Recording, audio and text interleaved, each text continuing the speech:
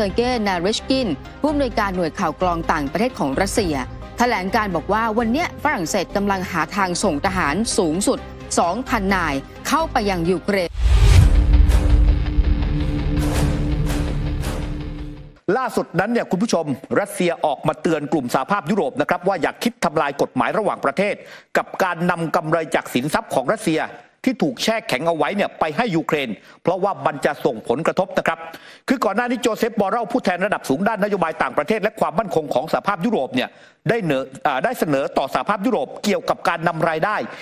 90%จากสินทรัพย์ของรัสเซียที่ถูกแช่แข็งอยู่เนี่ยไปจัดหาอาวุธให้กับยูเครนแล้วก็ส่วนที่เหลืออีก 10% เนี่ยโอนเข้าไปยังงบประมาณของสหภาพยุโรปเพื่อนำไปใช้สนับสนุนอุตสาหกรรมกลาโหมของยูเครนซึ่งก็ได้รับการสนับสนุนจากรัฐมนตรีต่างประเทศสหภาพยุโรปส่วนใหญ่ประเด็นนี้เองเนี่ยครับก็จะมีการกำหนดหารือกันในการประชุมสุดยอดที่เบลเยียมในหลายสัปดาห์ล่าสุดนั้นดมิตรี เปสคอฟโฆษกทำเนียบรัฐบาลรัสเซียครับก็ส่งเสียงเตือนไปถึงสหภาพยุโรปผ่านการให้สัมภาษณ์กับสื่อมวลชนนะครับบอกว่าผลแห่งความหายนะเนี่ยจะเป็นก้าวไปสู่การทำลายรากฐานของกฎหมายยุโรปและกฎหมายระหว่างประเทศโดยผู้ที่กำหนดนโยบายของสหภาพยุโรปนั้นเนี่ยทราบดีอยู่แล้วถึงความเสียหายจากการตัดสินใจดังกล่าวที่เกิดขึ้นและอาจส่งผลเสียต่อเศรษฐกิจและภาพลักษณ์ของพวกเขารวมถึงจะทำให้เกิดข้อสงสัยมากมายเกี่ยวกับการหลักการคุ้มกันทรัพย์สินของสหภาพยุโรปด้วยนอกจากนี้เนี่ยปัจจัยอีกประการหนึ่งควรคำนึงถึงว่าบุคคลและประเทศที่เกี่ยวข้องกับการตัดสินใจนี้จะต้องถูกดำเนินคดีทางกฎหมายแม้ในอีกหลาย10 ปีข้างหน้าก็ตาม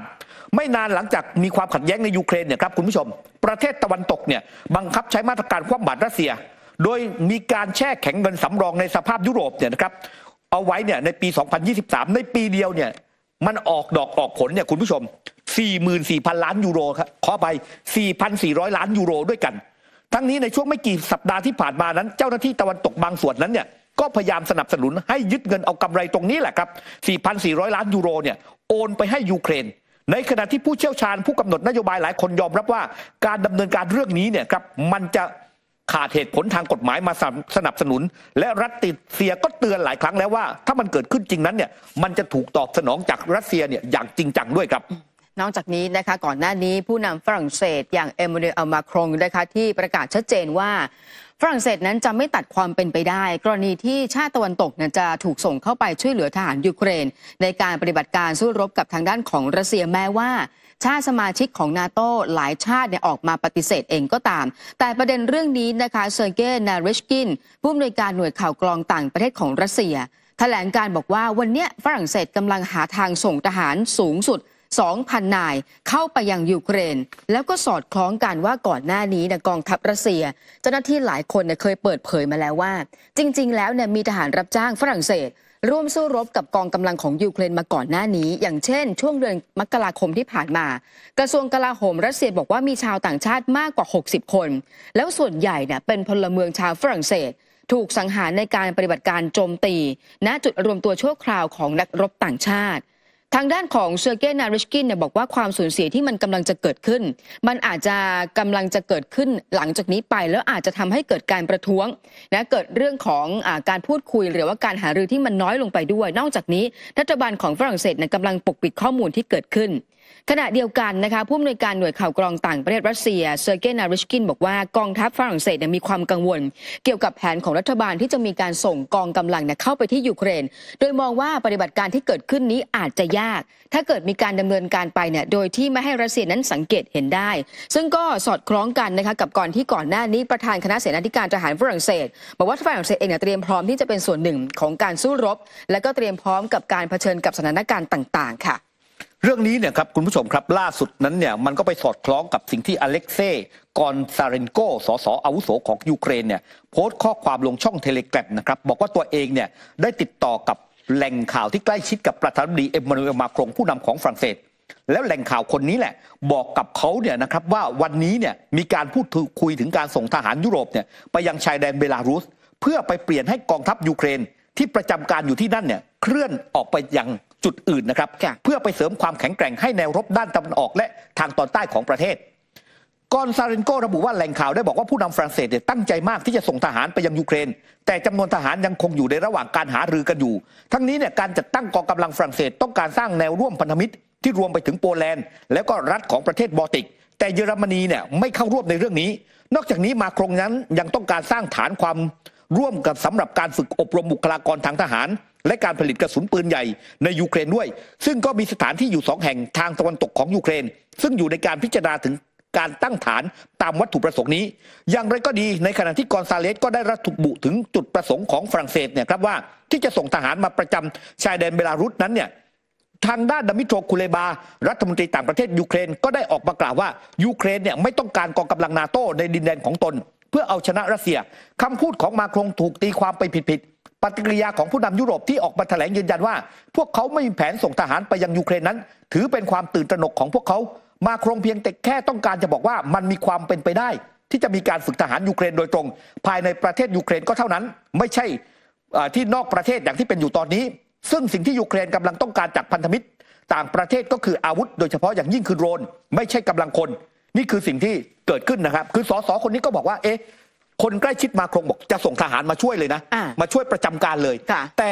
ทางด้านในส่วนของดามิโตรคูเลบารัฐมนตรีต่างประเทศบอกมาครงไม่ได้ต้องการส่งทหารมาช่วยในการรบแต่จะมาช่วยในการฝึกเท่านั้นตรงนี้แหละมันก็เลยทำให้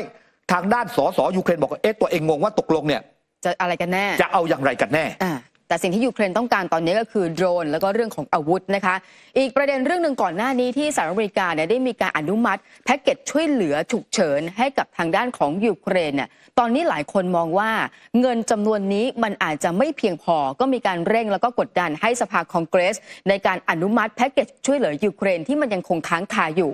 ล่าสุดนี้นะคะที่ปรึกษาด้านความมั่นคงแห่งชาติสหรัฐเจคสลาเวนได้มีการออกมาพูดถึงประเด็นเรื่องของการอนุมัติบอกว่าสิ่งที่มันเกิดขึ้นการพูดคุยงบประมาณในการช่วยเหลือยูเครนที่มันค้างคาอยู่ที่สภาคองเกรสดูเหมือนว่าจะถูกเตะถ่วงนานเกินไป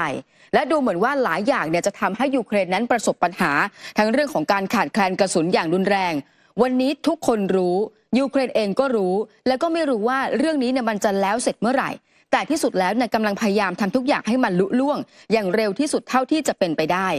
ยังมีการเน้นย้ำจุดยืนด้วยนะคะว่าณวันนี้เองเนี่ยเขามั่นใจว่าจะสามารถปลดล็อกจำนวนเงินดังกล่าวแล้วงบประมาณดังกล่าวแล้วก็มั่นใจว่าจะสามารถทำให้งบประมาณตรงนี้ผ่านแล้วก็ส่งไปช่วยเหลือแก่ยูเครนได้ขณะที่ดามิโตรคูเลบารัฐมนตรีต่างประเทศของยูเครนเนี่ยแสดงความผิดหวังต่อความไม่แน่นอนที่ทางการสหรัฐอเมริกาเนี่ยยังไม่ได้มีการตกลงเรื่องของแพ็กเกจความช่วยเหลือหรือว่างบประมาณที่จะช่วยให้กับทางด้านของยูเครนสอดคล้องกันค่ะกับการที่เซเลนสกี้ผู้นำของยูเครนเนี่ยไปพบปะพูดคุยกับลินซี่เกรแฮมวุฒิสภาของสหรัฐและเขาก็มองเลยว่าการตัดสินใจอย่างรวดเร็วของสภาคองเกรสมันเป็นสิ่งที่สำคัญมันเป็นสิ่งที่จำเป็นกับทางยูเครนส่วนลินซี่เกรแฮมเนี่ยก็พูดถึงข้อเสนอของโดนัลด์ทรัมป์ก่อนหน้านี้เนี่ยโดนัลด์ทรัมป์เนี่ยเคยออกมาแถลงนะคะแล้วก็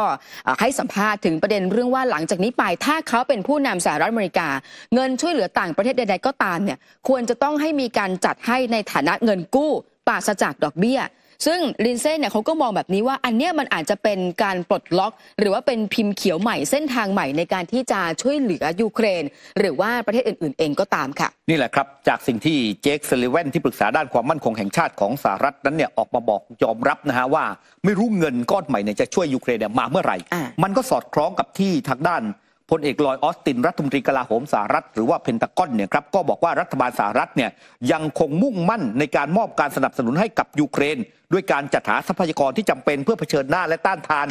รัสเซียนะครับยืนยันว่าสหรัฐนั้นเนี่ยจะไม่มีทางปล่อยให้ยูเครนเนี่ยล่มสลายโดยเด็ดขาดแต่ลอยออสตินนั้นก็ยังไม่สามารถยืนยันได้นะครับว่าพวกเขาเนี่ยจะสามารถเนี่ยส่งเงินสนับสนุนยูเครนเนี่ยให้ได้เมื่อไหร่เช่นเดียวกับทางด้านพลอากาศเอกชาญบราวน์จูเนียร์ประธานคณะเสนาธิการทหารร่วมสหรัฐก็บอกว่าการมอบสนับสนุนและช่วยเหลือยูเครน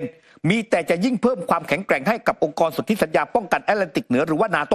อีกทั้งยังเป็นการส่งเสริมอุตสาหกรรมที่เกี่ยวข้องให้กับสหรัฐและยุโรปทั่วทั้งโลกนะครับในขณะที่ทางด้านวลาดิเมียร์เซเลนสกี้ผู้นำยูเครนยังคงเรียกร้องให้สภาคองเกรสสหรัฐผ่านกฎหมายงบประมาณความช่วยเหลือฉบับใหม่รวมถึงงบประมาณ 60,000 ล้านดอลลาร์สหรัฐหรือว่าราวๆ 2.16 ล้านบาทเพื่อให้การสนับสนุนให้กับยูเครนทั้งนี้ทางด้านพลเอกลอยออสตินนั้นเปิดเผยนะครับว่าการประเมินจากความมั่นคงของหน่วยข่าวกรองสหรัฐเนี่ยก็บอกว่ารัสเซียเนี่ยทุ่มงบประมาณในการสู้รบกับยูเครนไปแล้วเนี่ยครับตอนนี้เนี่ยราวๆเนี่ย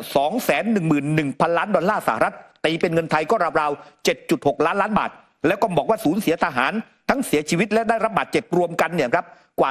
315,000 นายเรือรบของรัสเซียทั้งขนาดกลางและขนาดใหญ่รวมแล้วเนี่ยก็สูญเสียไปแล้วกว่า 20 ลำด้วยกันครับมาร่วมสนับสนุนท็อปนิวส์นำเสนอความจริงได้แล้ววันนี้เพียงกดปุ่ม Super Thanks แล้วเลือกจำนวนเงินตามที่ต้องการได้เลยครับขอบคุณครับ